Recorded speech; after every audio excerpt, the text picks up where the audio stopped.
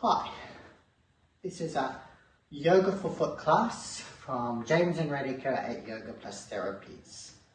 We're just going to cover the relationship between your feet and how it may influence your knees and your hips and the health in general of your whole body. We're going to look at keeping your feet strong and mobile in this class and build up some inner awareness. There's some important principles to follow. First principle is, remember, don't overdo it. So just do what you can manage to do comfortably and leave out any exercise that's not appropriate for you. If you're not sure, check with your health provider. Now, the second principle is that obviously to get benefit, you need to practice and practice regularly and then give it time. Especially with the area of the feet can take time. So you just got to give it time, do a little bit, but do it regularly, and gradually things will improve and get better. The key things we want to follow are mobility, strength, and then some relaxation at the end. We're going to start off first by developing a little bit of awareness of our feet and the interconnections to our lower limbs. So let's start seated in a chair, resting your feet flat on the floor, sit nice and upright, shoulders nice and relaxed. Take a few deep breaths to center yourself. Let go of everything you've been doing and just become aware of your breath and become aware of your feet. Feel the feet on the ground. You can feel how they rest. The inside edges, the outside edges, at the front and at the back. If you roll the feet out, you can notice how there's more pressure on the outside. If you roll the feet in, there's more pressure on the inside. If the weight's more towards the toes or more towards the heels. So we can get that sense of awareness. The second thing is the arch element. We've got arches at the forefoot and this rear foot. So you can just have a sense of how your arches are. Do you tend to have a more prominent arch or a more flat arch or maybe a more neutral arch? The other thing is your toes. Look at your toes and just have a look at their alignment, especially the big toe. Sometimes some of us can get a bit of arthritis in the big toe and the big toes can start to move outward a little bit. So just check that, because we want to try to train and keep good alignment as well. If you do have any foot problems, make sure you always check with your health provider before doing any of these practices to check it's suitable for you. And always remember, be comfortable. Don't push through pain or strain. So let's start with some little bit more movements. So it's going to get you to just get a sense to warm up your feet. Just lift up the heels, and as you lift up, notice your tendency. Do you roll out a bit, or can you keep the weight? We want to try to feel a bit more weight through the big toe, second toe area. It could be troublesome though if you do have big toe issues. So just try that a few times and just be aware of how you move. Be really mindful that you're not doing this roll out action. Try the other way. Lift the front feet. What's your mobility like? Does it feel a bit stiff in the ankles? Just to do that simple action. We're going to do some work to help improve those things as well. Now, take a breath in. Let's tune in and get our little intrinsic muscles of our feet working. So you're going to lift all your toes up. Now, just the big toes, just press the big toes down. And as you do that, watch that you're keeping the big toe aligned, that's not going out to the side. Try to keep it towards the midline. Feel the muscles engaging on the insides of those feet. Just enjoy that feeling and sensation. Breathing. Now relax. Lift all the toes up. Try it with the little toe. Little toe down, other toes up. Watch you don't roll out. Keep the weight even. Feel the sensations of the muscles working on the outside of the feet. And relax, breathing, softening. Lift all the toes. Now keep the toes long and just imagine trying to draw the forefoot towards the heel foot. Making your foot shorter, just trying to lift the arch up that little bit. You feel the engagement of all those inner muscles of your feet working. Be gentle, don't overdo it, careful not to cramp. Holding and breathing. And relax. Loosen it out. Give it a good soften. Make sure those muscles feel comfortable. So along with waking up the feet, it's good to get some movement into our hips as well. So sitting to your chair front, take the legs a little apart and just get the sense of rolling open. See how we rotate the legs open and then rotate them inward. Rotate open and rotate inward. See that the movement's coming from your hip, not a twist of the knees. As I said, there's this relationship between your feet and your hips. You want to have mobility and awareness in both of these areas. Good. Come back to the neutral, give it a light loosen. And we're now going to come up to stand just briefly. So when you stand up, just notice your tendency as you sit up and down, what happens to the arches of the feet and the knees. Can you keep the weights even, aligning to your feet so that more or less to those big toe, second toe area? Or is the tendency to roll in or roll out? And what happens to the arches? You notice if the arches flatten down or can keep reasonably stable. So these are just things to be aware of how your feet affect the knees and the hips. Okay, so we're going to do now a stretch for the top of the ankle.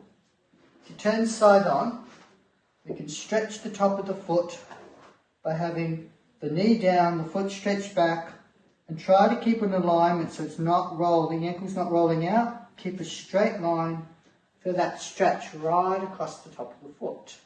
This is the really easy version for people who have trouble with the knees and are very tight in the feet. If you're a bit more mobile, you can sit on a block, sitting on the block in between your feet a little bit to the side, that straight line feet, tops of the feet all spread, and be aware that there's a slight inward rotation of the knees to get that proper positioning. When you're more mobile, you can even take it a little bit deeper where you sit in between the ankles, but this is quite an advanced practice.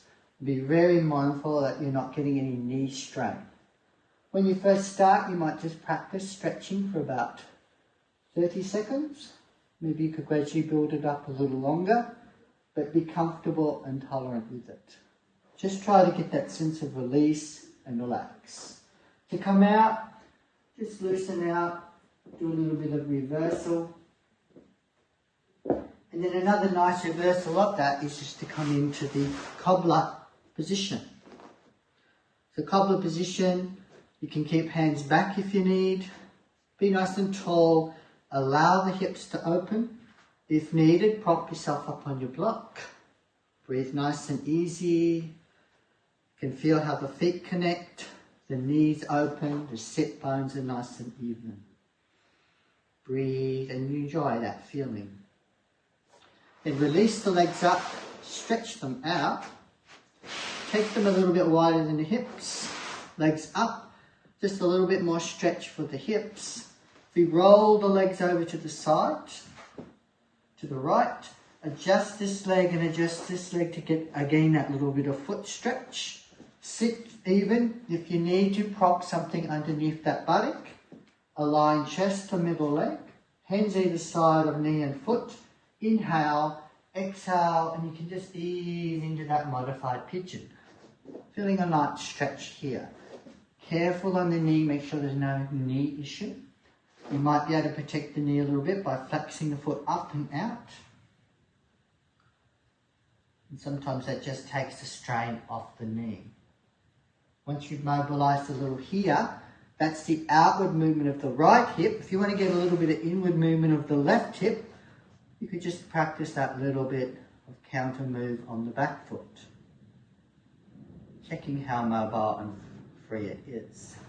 We lift the legs up, inhale, exhale to the other side, modified pigeon. Adjust the foot in to stretch the top of the foot. Position the body, nice long spines. Breathe out, lean from the hips, comfortable. Adjust it if you need to protect your knees. Easy breathing, relax into that buttock hip area. Ease it up, come back upright, and, so if you need to, you can do that counter rotation. We can do that counter move on the other leg as well. Ease it up, release it out for a moment, and prepare for an easy lunge. You come to a lunge position, hands and knees. You have a chair support if you need. We bring one leg forward, knee over ankle. We're doing the lizard variation, so we're going to have hands on the inside. Adjust your back knee for comfort. Always be mindful of keeping that knee aligned to your foot. The foot turns a bit, the knee goes with it. Keep the weight a bit more on the heel than the forefoot. Just let that hip relax a little. Now if you want to take this into an ankle stretch, again this depends on how comfortable your knees are. You can come into an ankle stretch where we're bringing the knee beyond the toes. Be mindful that again the knee tracks towards that second toe and watch the arch is not collapsing.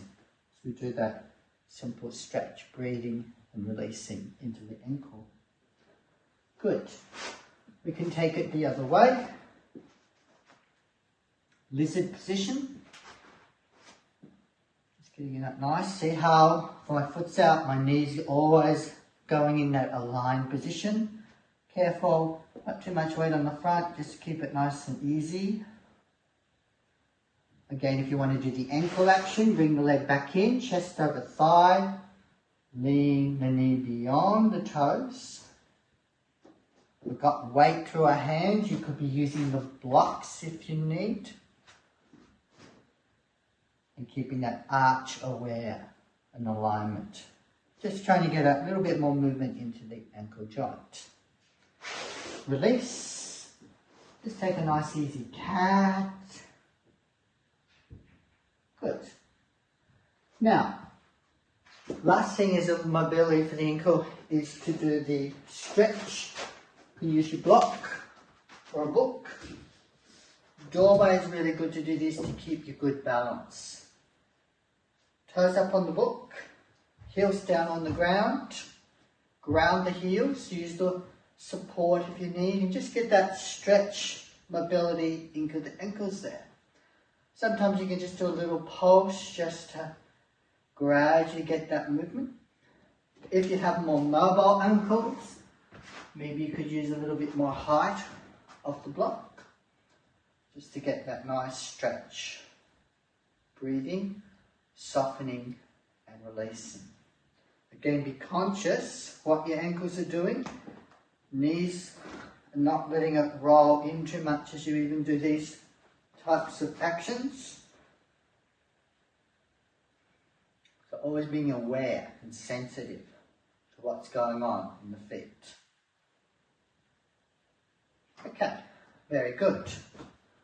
Now that we've mobilized our feet, give them a good shake out. Going to start a little bit of strengthening work.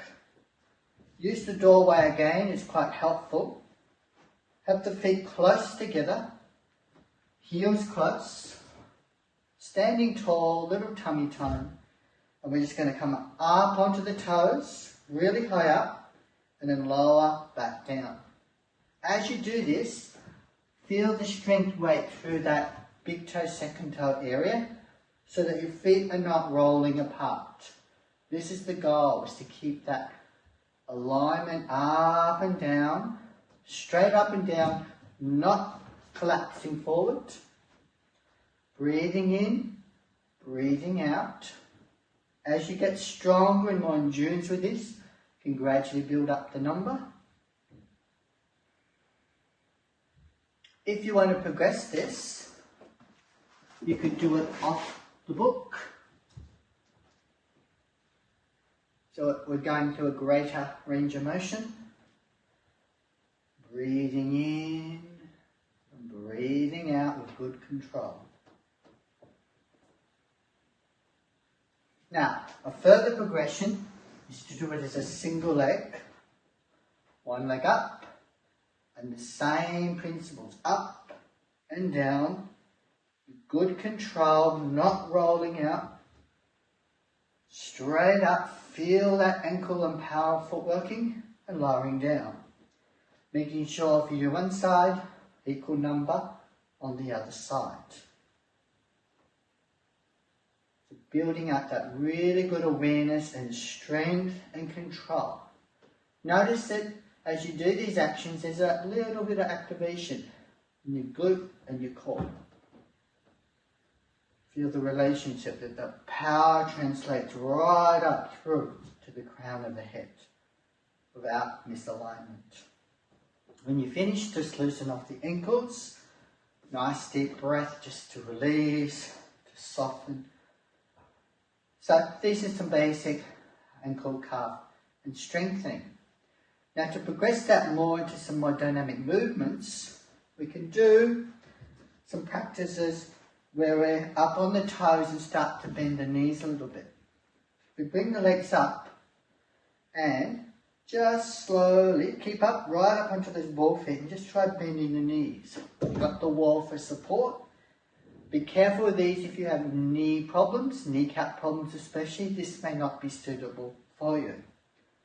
But if it feels comfortable, it can be a very good way of developing that foot strength. You can progress it by gradually going all the way down. Remember to keep up onto your toes, the heels lifted, and then use the power to come back up. These are more advanced practices, so you may need to build up to this gradually over time. Relax, loosen off, recover the muscles. A variation of this is called the sissy squat, which is like a balance move. So what it means is that when you're up here, it's a balance move because instead of just staying on the toes and going up and down, there's a shift of weight where the knees go forward and the body goes back to counterbalance it. And so this is just a variation. And again, it's good to use the wall or the doorway. So as you shift the weight, you can have that security that you're not going to fall backwards or fall forwards. And this is just a variation. So learning how to control your feet and ankles coming into these movements. So loosen it off again. Give it a bit of a shake out. Going up to that is the deep squat. The great squats are very good in developing mobility and strength through the ankle and feet. Again, a doorway is a good way to learn this. For this one, you should start, because of the shape of our hips, some of us may find that there's a slight turnout, works better than keeping the feet parallel. It's just to do with the dynamics and the shape. So you need to explore that. But always when we do this, remember, knees aligning to that big toe, second toe, and aware that your arches are not collapsing and you're not doing too much roll in or too much roll out. Keep the weights nice and even through the feet. So, using that support of the doorway, we can just gradually sink and feel like we're grounding into those heels. Now we all have different leg shapes. So some of us might find that you've got to have your knees coming more forward over the toes to be able to go deeper. Whereas some of you may be able to keep them further back and go deeper. So it's all about our body mechanics with what works. Keep nice and long to the spines, breathing out, gradually sinking down. And be mindful of your knee strength and comfort. So only go to the level that feels right for you. But maybe over time, you can gradually sink yourself down into those deep squat positions. Keep the natural curve. Just get that movement into the ankles. Feet relaxed. Arches lightly in neutral lifted. And then coming back up. So this is another great way of building that strength and control to the feet, ankles and stability. Now the last one is the side lunge. We can use a chair for support. You take your feet wide apart. Again, they may be more parallel or that slight turnout according to your hip shape. The feet are apart. It's like doing the deep squat but one leg at a time. So you shift the weight to the right foot. We're sinking into it. We're sinking into the ankle. Watch the arch control. And on this foot, watch your foot doesn't roll in. Just again keep it aware that there's an even flatness. You know, equal weight here and here. We just gently sink into our side lunge. Sometimes called the skandasana as you go deeper. Again, over time, maybe we can go slightly lower, bringing yourself down even to what that called that skandasana posture. It's all about control, and control means you should be able to get into and out of it easily without, losing stability. If you can't do that, it means you're not ready to progress to that deeper level. So if you do the other side, you shift the weight. We're just practicing grounding ourselves. Watch the toes don't go too far back or too far forward. It's all about finding that balance where the weight feels equal, heel to toe, gradually lowering into it as your strength and mobility comes into the lower limb. Maybe eventually being able to go all the way down. Then you should always be able to come all the way up and out again. So come back and loosen off. Give it a good shake. It's always nice to do a little balance as well for feet and ankles. Having a chair support could be helpful. 1 foot forward, 1 foot back, and the back foot is like you're on your toes. So heels lifted, you got that strength. So it's really about that foot ankle strength. Front knee over the ankle. We feel very stable pelvises, stable, nice and upright. And then we're going to try to shift the weight with control. Bring it forward and coming back to high lunge. Keeping that heel vertical and watching this front foot as you come forward, that you can control the arch. It's not all wobbling and rolling all over the place. And over time, maybe you can reduce the need for support. So it's a type of dynamic balance. You can do it on both sides. So back heel lifted, toes strong. Again, the weight's always into that first toe area. Knee aligned, upright, with control, through and back without too much wobble or collapse of the arches. That's the balance and the strengthening is how to do these things over time. It can take many months to build up that strength and stability. So be very patient. But gradually you'll feel the lightness come back to your feet, ankles and lower limbs. So after doing all of this, sometimes it's nice just to relax everything, let them recover. So you can recover with some massage. You can massage using a tennis ball, the forearch, the rear arch. Can be very relaxing. This is especially helpful. You're a little bit stiff in the hips and it's hard to do self-massage with your hands. Another way is to just bring the leg up. And you can mobilise the foot and self-massage by lightly pressing through the arch in the foot, sort of the outside arch, the middle arch. Just pressing and releasing, and if there's any tension points, just allowing it to soften and relax. Make sure it feels all good and comfortable. Mobile bones, pressing. But never overdo it.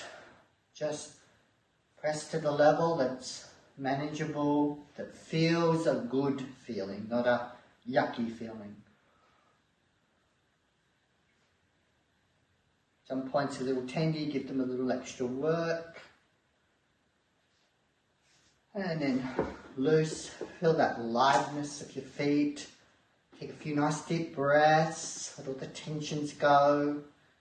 And then to relax it out completely, it's always nice to elevate. So you can elevate, legs up on a chair. Sometimes at this one it's nice just to have something under the back as well. If you've got a bit more mobility and flexibility, you can also have it higher up. The legs are sort of more straight, or even against a wall. If you're using a chair like this, make sure it's not going to slip away on you. Feel like it's nice and stable. Support under the back if needed. Be comfortable, breathe and relax. Just feel those nice sensations of release to the feet, the lower limbs, recovering all those muscles that you've worked. Just take 3 slow deep breaths.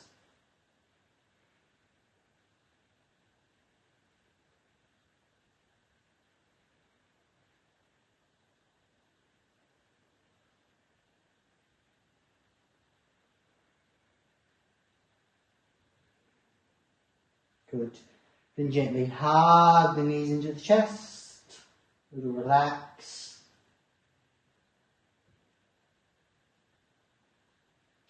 Roll to one side. And when it feels okay, make your way up.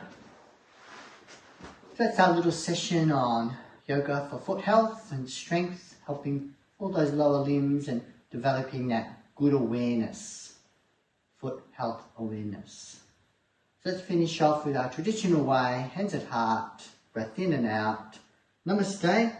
Thank you from James and Radhikar Yoga Plus Therapies, and until next time, all the best.